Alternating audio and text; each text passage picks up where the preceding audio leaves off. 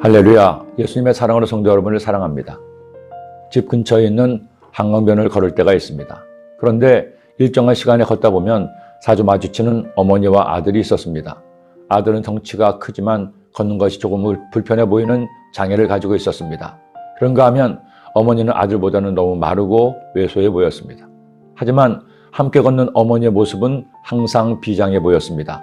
내 아들은 내가 지킨다는 마음으로 아들 옆에서 씩씩하게 걸으셨습니다. 그 모자를 보면서 사연을 다 알 수는 없지만 새삼 자기 자식을 사랑하고 지켜주기를 원하는 모성의 위대함을 느끼곤 했습니다.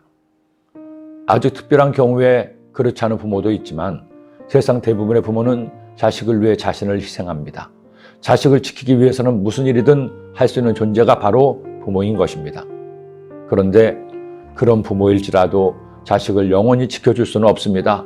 세월을 이길 장사는 없고 시간을 멈출 어떤 방법도 없기 때문입니다. 장애가 있는 아들을 둔 어느 어머니의 간절한 소원이 기억납니다. 목사님, 제 소원은 내가 가더라도 우리 아이가 스스로 살 수 있는 방법을 찾는 겁니다. 그게 안 되면 제가 제 아이보다 며칠 늦게 가는 겁니다. 그런데 여기 우리의 완전한 보호자가 계십니다. 우리 하나님이십니다. 세상의 마지막 때가 되면 사탄은 단 한 영혼이라도 멸망시키기 위해 온갖 핍박과 유혹으로 하나님의 자녀들을 공격합니다. 그러나 그때도 하나님은 결코 하나님의 자녀들을 외면하지 않습니다. 그 여자가 큰 독수리의 두 날개를 받아 광야 자기 곳으로 날아가 거기서 그 뱀의 낯을 피하여 한 때와 두 때와 반 때를 양육받음에 여자의 뒤에서 뱀이 그 입으로 물을 강같이 토하여 여자를 물에 떠내려 가게 하려 하되 땅이 여자를 도와 그 입을 벌려 용입에서 토한 강물을 삼키니. 여자는 마지막 때에 구원받은 성도들의 모임인 교회를 의미합니다. 여자가 어떻게 하나님의 보호를 받습니까? 독수리의 날개를 받아 광야로 가게 됩니다. 하나님께서 이처럼 지극한 사랑으로 주의 백성들을 인도하십니다. 사탄은 마치 홍해에서 바로의 군대가 밀려드는 바닷물에 전멸한 것처럼 거센 환란의 물로 삼키려 하지만 하나님은 땅을 열어 물에서 교회를 건지십니다.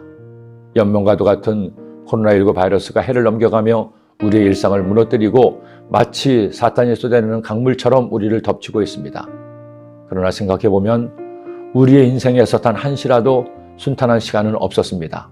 사람의 삶이란 언제나 문제를 만나고 문제를 해결하기도 하고 문제에 걸려 넘어지기도 하면서 살아가는 것입니다.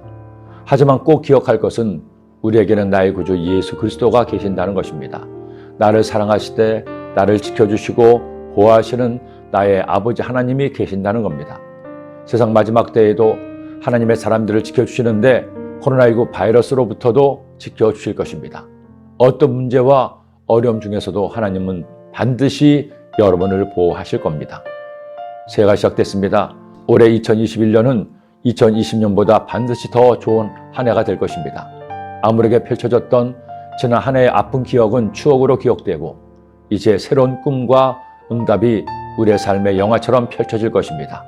그때 우리 모두 이렇게 노래합시다. 야훼께서 시온의 포로를 돌려보내실 때에 우리는 꿈꾸는 것 같았도다.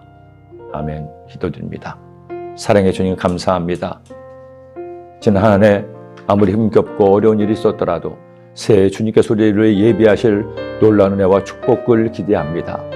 꿈꾸는 것 같은 하나님의 은혜가 올 한 해 저희들의 삶에 있게 하여 주옵소서. 예수님의 이름으로 축복하고 기도드립니다. 아멘.